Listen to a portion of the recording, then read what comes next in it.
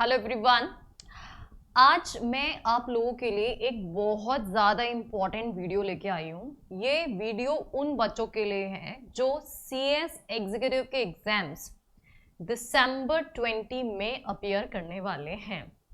अभी बहुत सारे बच्चे कंटिन्यूअसली कॉल कर रहे थे, पूछ रहे थे कि मैम कैसे पढ़ाई करें, समझ नहीं आ रहा है। तो ये उनके लिए बहुत रेलेवेंट है कि हम लास्ट मोमेंट स्टडीज़ में क्या करें। देखिए, ऑलरेडी हमारा अक्टूबर स्टार्ट हो चुका है और हमारे पास अक्टूबर नवंबर 2 महीने हैं और दिसंबर तो आपका रिवीजन का रहता है, तो डेफिनेटली हम उसको काउंट नहीं करेंगे। तो हम ये मान के चलते हैं हमारे पास आज से 2 महीने बाकी हैं। तो किस तरह से प्लानिंग करें, क्या स्ट्रेटेजी हमारी होनी चाहिए। आई नो इस टाइम पे बहुत सारे इश्यूज बच्चे फेस करें लास्ट 6 मंथ से कंटिन्यूसली। एक तो फेस टू फेस क्लासेस नहीं हो पाई, वीडियो क्लासेस आप लोग देख रहे हैं, घर में इतना डिस्टर्बेंस है, उसके बावजूद भी सब कुछ मैनेज कर रहे हैं। हम अंडरस्टैंड कर सकते हैं कि कितने सारे इश्यूज आप लोग फेस कर रहे हैं और बहुत सारे हेल्थ इश्यूज हैं। फैमिली में बहुत सारे स्टूडेंट्स को भी कोविड हुआ है और फैमिली में भी बहुत सारे लोगों को कोविड हुआ है।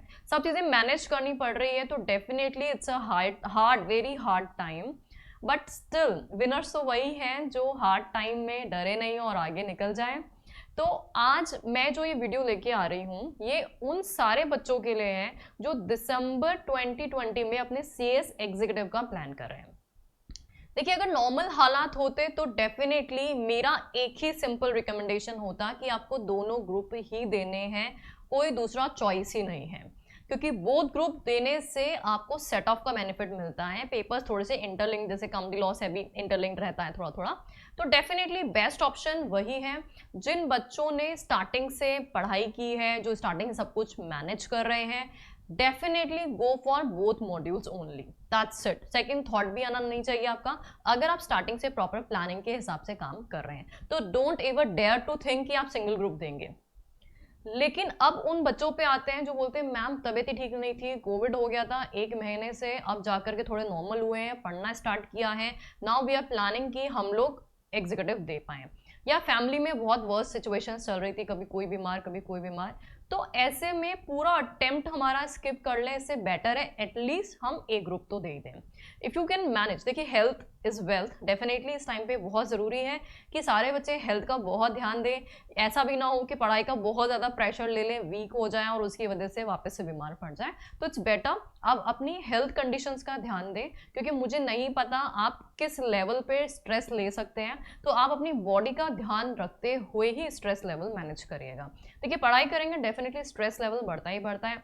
तो just look into the matter कि आप अभी किस कंडीशन में हैं, उसके हिसाब से आपको डिसीजन लेना है। डेफिनेटली आई कैन नॉट से कि नहीं आपको दोनों ही देना चाहिए, या अगर आप अच्छे खासे हैं और फिर भी एक पे जा रहे हैं तो आप यू डिसाइड, आप अपने बेस्ट जज हो सकते हैं। तो आपको डिसाइड करना है आपको सिंगल ग्रुप देना है कि बोथ ग्रुप देना है, आपने अब तक क्या किया है।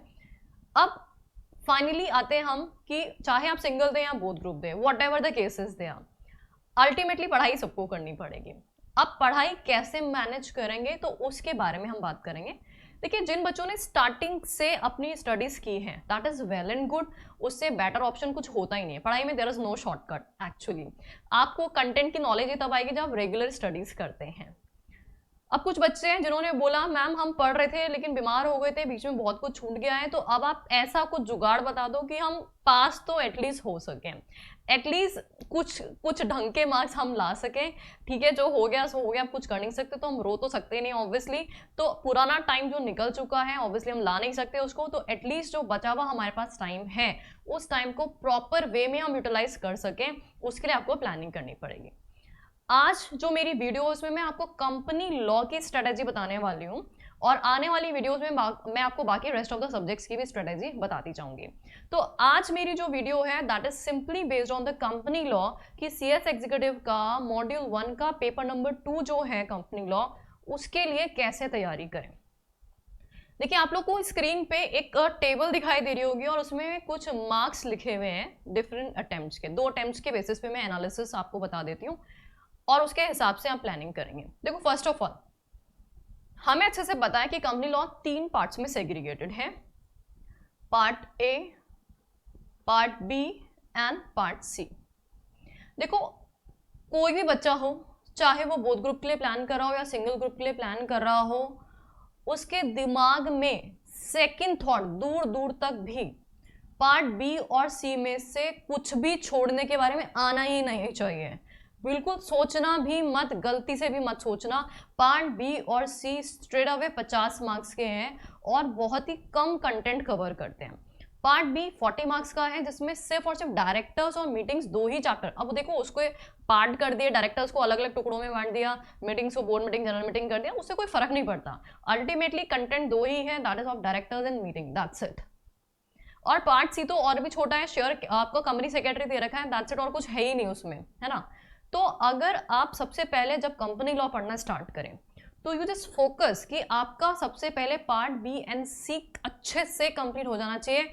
और अगर आप सेक्शंस याद करें तो बहुत ही अच्छी बात है, क्योंकि एटलीस्ट आपकी कॉपी में 50% पोर्शन अबव स्टैंडर्ड होगा। देखो आईसीएसआई में पास होने के लिए आपको चाहिए 50 मार्क्स, एग्जाम्शन मिल जाते हैं 60 मार्क्स के। अगर मैं 50 मार्क्स का पोर्शन इतना अच्छे से कर लूँ कि उसमें मैं सेक्शंस भी मेंशन कर रही हूँ, उसमें सब कुछ कर रही हूँ। देखो कम कंटेंट हम अच्छे से मगअप कर सकते हैं, कम कंटेंट हम बार बार रिवाइज भी कर सकते हैं। मैं पूरे एंटायर सब्जेक्ट के लिए अगर आपको बोलूँ सेक्शंस याद कर लो तो that is absolutely not relevant. बोलेंगे बच्चे मैम दिमाग खराब है, 2 महीने बच्चे, आप बोलो एक ही सब्जेक्ट थोड़े ना, हमारे पास 8-8 पेपर है, हम सारे मैनेज कैसे करेंगे? Absolutely not possible. हम 8 सब्जेक्ट्स के साथ सारे सेक्शंस मैनेज कर लें इस टाइम पे, absolutely not possible. Even part B और सी में भी अगर आपको लगता है कि नहीं सेक्शन मैनेज नहीं हो रही, कोई बात नहीं, सेक्शंस आप छोड़ देना, वो अगेन स्किप करेंगे। आप अपने अपने हिसाब से देखो आपने क्या पढ़ाई की हुई है। तो पार्ट बी एंड सी का कंटेंट इतना सा एक लाइन पे आपकी छूटने नहीं चाहिए, वो आपको अच्छे से मगअप करनी ही करनी है। क्योंकि अगर आपने ये पोर्शन बहुत अच्छे से करा और आपने बहुत अच्छा परफॉर्म किया, आंसर राइटिंग आपकी एक्यूरेसी होगी, तो आप समहाउ 40 तक तो स्कोर कर ही सकते हो। नहीं तो मरे मरे 35 नंबर तो आ ही जाएंगे। तो 35 से 40 मार्क्स अगर आप इसमें स्कोर कर लेते हो तो पासिंग का बहुत अच्छा जुगाड़ लग चुका है। अब आते हैं हमारे पार्ट ए पे। तो पार्ट बी और सी के तो क्लियर कट है, not even a single line is required to be skipped. गलती से सोचना भी मत, दिमाग में अभी से बैठा लेना, जिस दिन कंपनी लॉ उठाओगे पार्ट बी एंड सी एकदम अच्छे से कंप्लीट करोगे, फिर ही पार्ट ए पे आओगे। अब पार्ट ए पे आ रहे हैं, और मैम इतने सारे चैप्टर 1 2 3 4 14 तक के चैप्टर्स हैं 50 मार्क्स में। बी और सी में तो बहुत सही था, बी में सिर्फ 2 चैप्टर डायरेक्टर्स ऑफ मीटिंग और सी में एक ही चैप्टर कंपनी सेक्रेटरी, 50 मार्क्स हो गए। अब रेस्ट 50 मार्क्स में 14 चैप्टर है मैम। देखो मैम स्टार्टिंग से नहीं पढ़ पाए, सारा कोर्स कंप्लीट करना पॉसिबल नहीं है। देखो वैसे तो हमेशा मैं यही बोलती हूँ कुछ नहीं छोड़ना चाहिए, सीएस एग्जीक्यूटिव के स्टूडेंट्स हो आप लोग, डेफिनेटली आपको सब कुछ पढ़ना चाहिए। लेकिन अब क्योंकि लास्ट मोमेंट बचा है तो थोड़ी प्लानिंग कर सकते हैं, हमारा अटेम्प्ट वेस्ट ना हो, तो हम कुछ डिसाइड कर सकते हैं। और हम लप्पे में कुछ डिसाइड नहीं करेंगे, ऐसे नहीं मर्जी कर रहा है जो चैप्टर पढ़ लिया, जो मर्जी आया वो छोड़ दिया, नो। मैंने आपके सामने यहाँ पे 2 अटेम्प्ट्स के सॉरी 2 अटेम्प्ट्स के पास एग्जाम क्वेश्चंस जो आईसीएसआई ने पूछे उनके यहाँ पे मार्क्स सेग्रीगेट कर रखे हैं कि कौन से चैप्टर में से कितने मार्क्स का क्वेश्चन पूछा गया है। Now we can see chapter number 1 का एनालिसिस करते हैं। दोनों ही अटेम्प्ट में 5-5 मार्क्स के क्वेश्चन आए हैं। चैप्टर 1 छोटू सा चैप्टर है आपका, 5 मार्क्स का क्वेश्चन पूछ रहा है, आउटस्टैंडिंग है भैया, 5 मार्क्स जुगाड़ लो फटाफट से। तो 5 मार्क्स के लिए चैप्टर 1 हमारा डन करेंगे हम। उसके बाद आंखें फटी रह गई होगी आपकी, share capital and membership 2 chapter, और भर भर के क्वेश्चन पूछ रहे हैं, मतलब 2-2 3-3 क्वेश्चन आ जा रहे हैं इनमें से।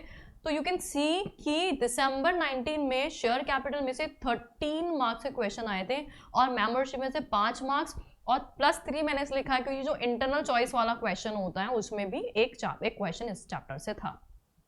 तो 18 मार्क्स तो आपके हो ही गए, 18 marks, 18 marks 2 chapter, means share capital membership कर लिया तो कहानी खत्म। उसके बाद तो भैया हम पासिंग का जुगाड़ ऑलरेडी लगा चुके हैं। इवन ऐसा नहीं सिर्फ एक ही अटेम्प्ट में ऐसा हो रहा है, you can see in the last attempt itself there were 16 marks question out of these 2 chapters. Means somehow in 2 chapters को मिलाकर, share capital membership in 2 chapters को मिलाकर के 10 से 15 मार्क्स का वेटेज रहता ही रहता है। तो मेरा पहला चैप्टर 5 मार्क्स में निपटाया हमने, सेकेंड और थर्ड चैप्टर 10 से 15 मार्क्स में हमने निपटा दिया। ठीक है, बहुत अच्छी बात हो गई। 50 मार्क्स बी और सी में हो गया और यहाँ पे 70 मार्क्स और हो गए। वाह, अल्टीमेट, आउटस्टैंडिंग। अच्छा आगे बढ़ते हैं, थोड़ा थोड़ा आगे बढ़ते हैं।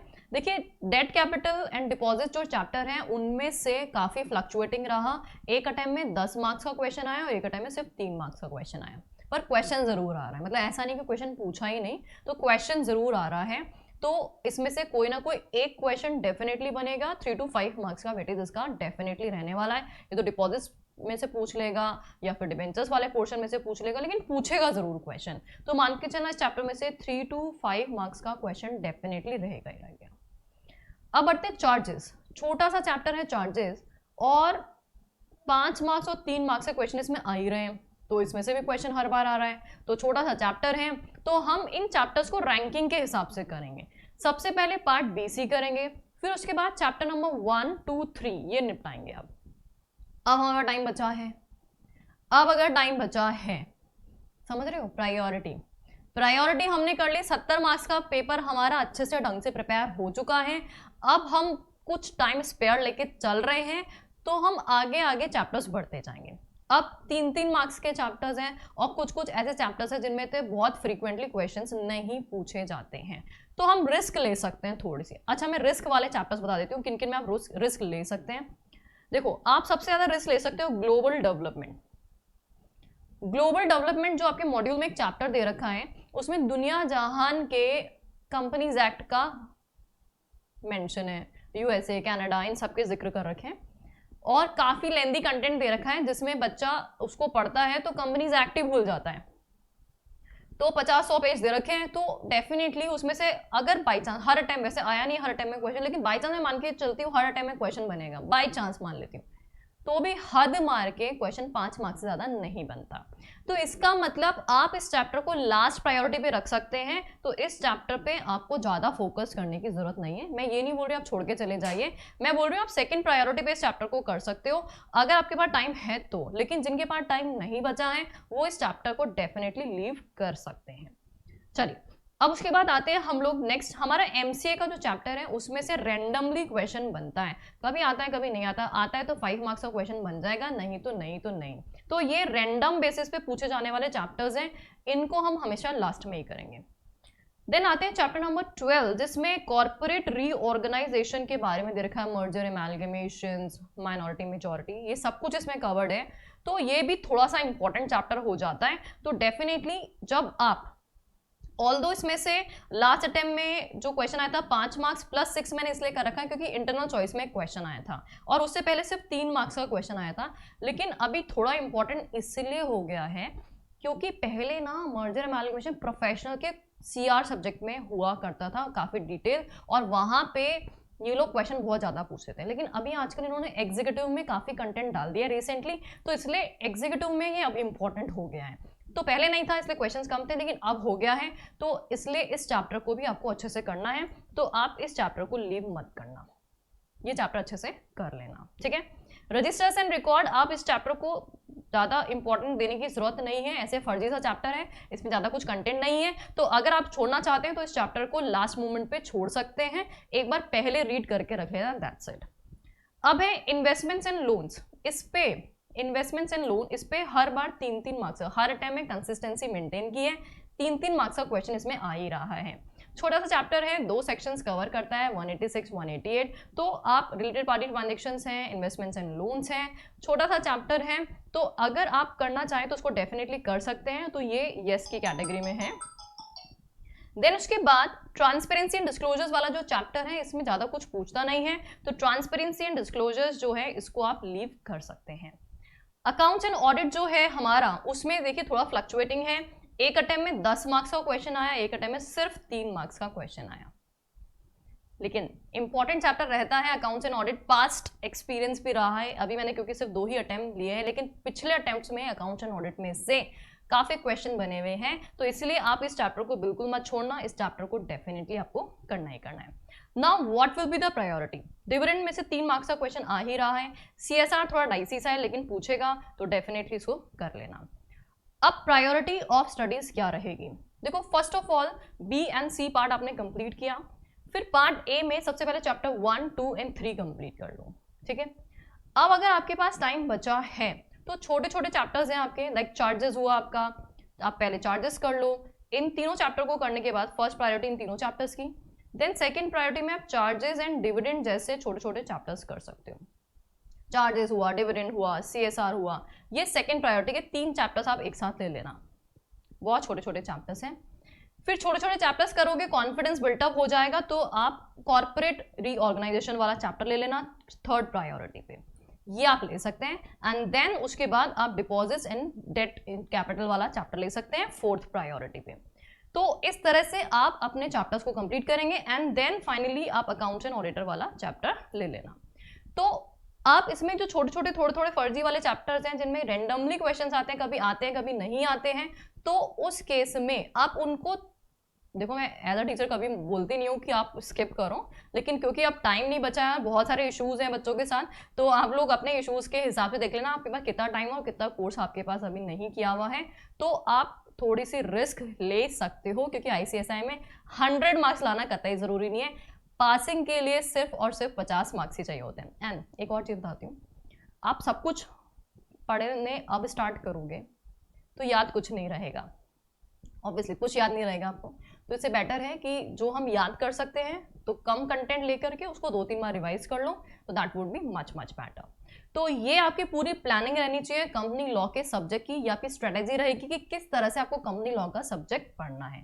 पूरा एनालिसिस आपके सामने है कि कौन से चैप्टर से कितने मार्क्स के क्वेश्चंस एग्जाम में पूछे गए, तो इसी प्रायोरिटी के हिसाब से अपनी पढ़ाई को स्टार्ट करेंगे। तो कंपनी लॉ में आपको यही फॉर्मेट फॉलो करना है। बाकी सब्जेक्ट्स में क्या करना है उसके लिए मैं आपको नेक्स्ट वीडियोस में बताती जाऊंगी, तो एक बार आप कंपनी लॉ स्टार्ट करिए, देन आपको जल्दी जल्दी बाकी वीडियोस भी मिलती जाएंगी। Thank you so much. और एक चीज़ भूलना मत, अपने जितने भी फ्रेंड्स हैं जो CS एग्जीक्यूटिव का अटेम्प्ट देने वाले हैं, उनको ये वीडियो जरूर शेयर कर देना, ताकि उनको भी पता चल सके कि कंपनी लॉ की प्रिपरेशन करनी कैसी है। Okay, thank you so much.